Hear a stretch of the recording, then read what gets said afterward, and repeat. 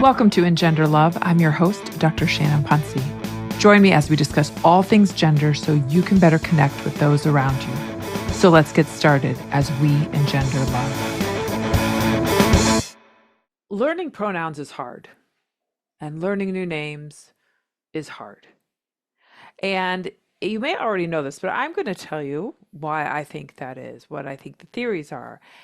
And I began to realize what makes it so hard very early on. The first time I ever knew of somebody who transitioned, they were assigned female at birth, and so had been, to me, using she pronouns is what we had used for them, and then told us their truth, amazing, and identified as male and asked to be called he, him, his. Okay.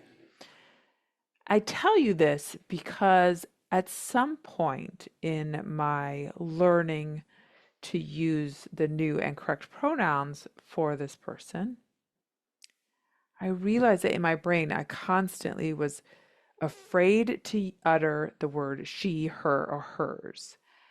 And it really came to me one time when I was talking about my mom, who identifies as a woman. And I was talking about my mom, and I was just about ready to say she, and my brain stopped me.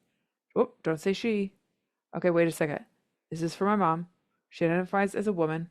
It's okay to use she. Okay. And then I said my sentence. So I had that pause, and then I said my sentence. And it was doing this because I was like, wow, I'm just stopping myself now anytime she's going to come out of my mouth, just to be sure I'm not saying it at the wrong time. And this is where I began to really think about why this is so hard and what our brains have to go through to learn a new name and pronoun. So here is my theory. When we know somebody and we use their name and we use their pronouns, it is very subconscious. Like, we don't have to consciously think before we speak. Do I use she? Do I use he? Do I use they? Do I use something else?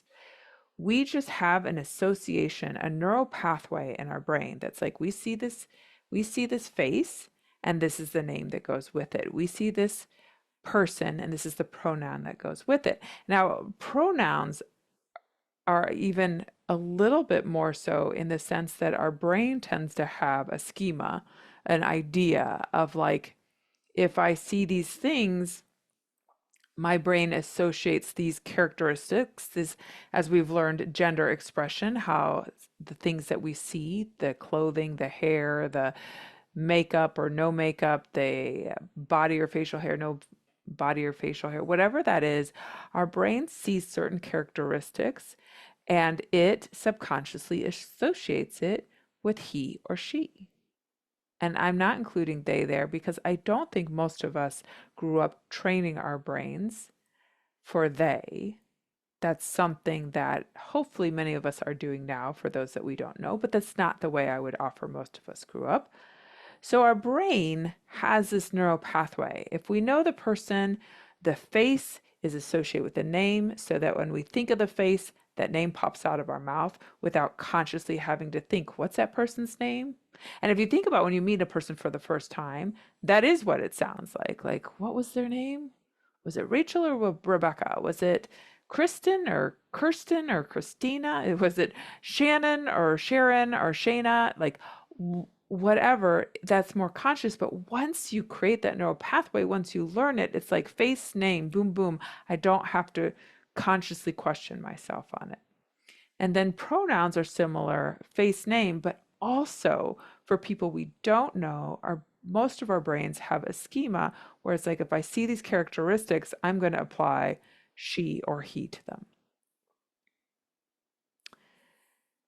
So knowing that that's subconscious and that's link is, so if you know someone who transitions, then you have to bring it. You have to disrupt that neural pathway, and you have to bring that name and pronoun into your consciousness. You have to slow down your brain and bring it into your consciousness to carefully use the correct name and not go in that neural pathway, that subconscious neural pathway. You have to disrupt it, bring it to consciousness, and choose the correct name to come out of your mouth, the correct pronoun to come out of your mouth. And that's why it feels so hard. That's why it is work. It is more mental exercise to do this than what you would normally do till you speak. And it's totally worth it. It makes sense that you're having to exercise your brain to disrupt a pattern and create a new one.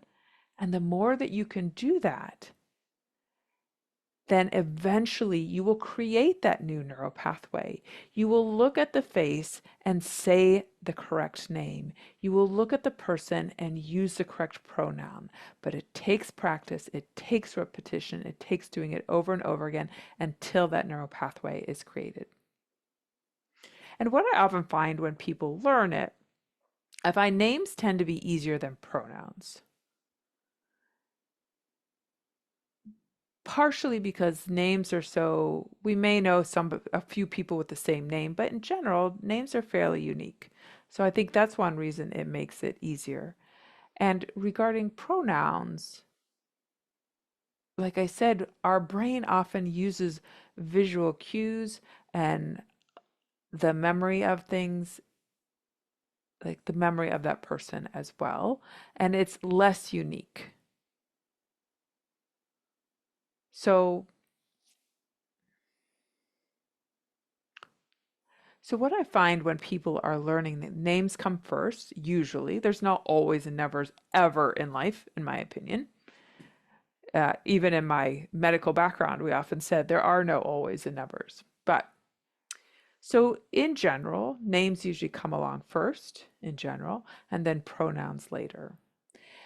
And it often comes first that like you will say the name, you may use the incorrect name or pronoun, and you recognize it after it's come out of your mouth.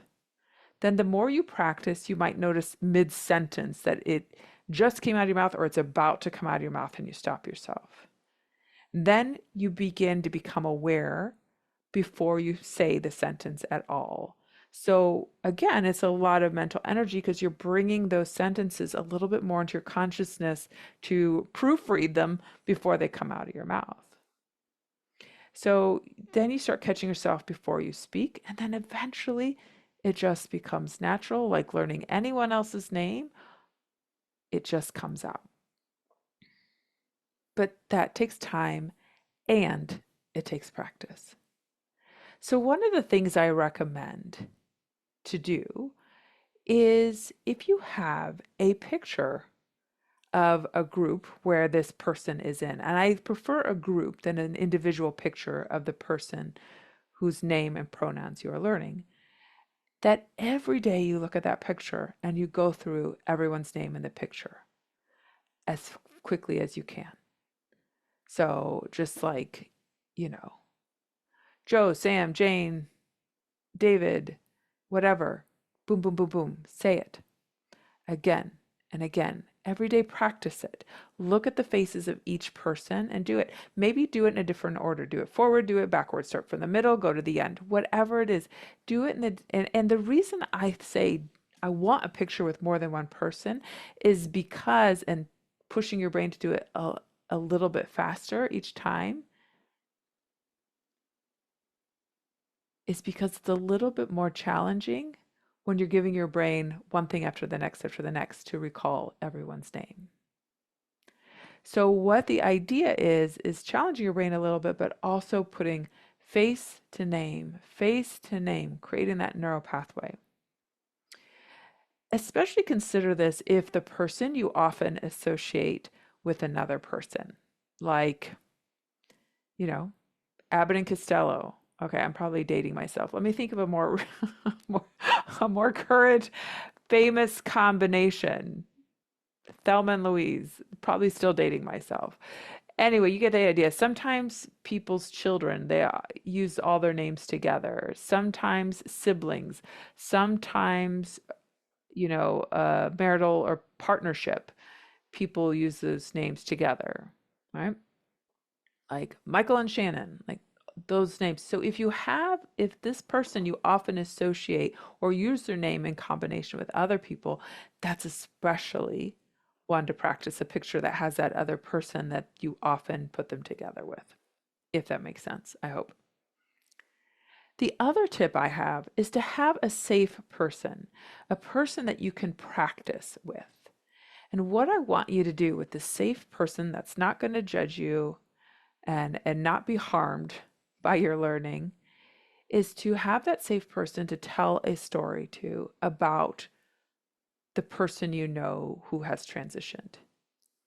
I want you to tell them a story about that person. And the reason is, again, when we tell a story, and everyone's different, but many times we tend to picture the story, picture the person, and we get engrossed in the story itself and less in the person. And we'll use name and we use pronouns and all those things. So it's a great opportunity to tell a story, picture the person while you're telling the story, and have that safe person stop you.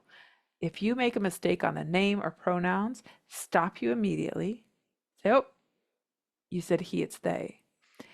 And then repeat what you just said with the correct pronouns and keep going with your story. Anytime you make a mistake, have them stop you. Repeat what you just said with the correct name, with the correct pronouns. Again, what we're trying to do is create that neural pathway. Picture the person and use the correct name. Picture the person and using the correct pronouns and create that neural pathway to help you out. So those are my tips and tricks. So if you are struggling to use someone's names and pronouns, have some compassion for yourself. The person you may be getting the incorrect name and pronouns does not need to have that compassion for you, I would offer, but that's a discussion for another time. But you have compassion for yourself. You are not a bad person. This is challenging. It does take work, and the work is worth it. So I hope you take some of those tips and tricks, try them out, and keep working. And know, yes, it takes effort, it takes work as retraining your brain, but once you do, it will become second nature. Thank you for joining me on this episode of Engender Love. If you have more questions, visit my website at engenderlove.com. You can contact me, sign up for my newsletter, or schedule a time to meet and see how I can support you. Have a great week and continue to engender love.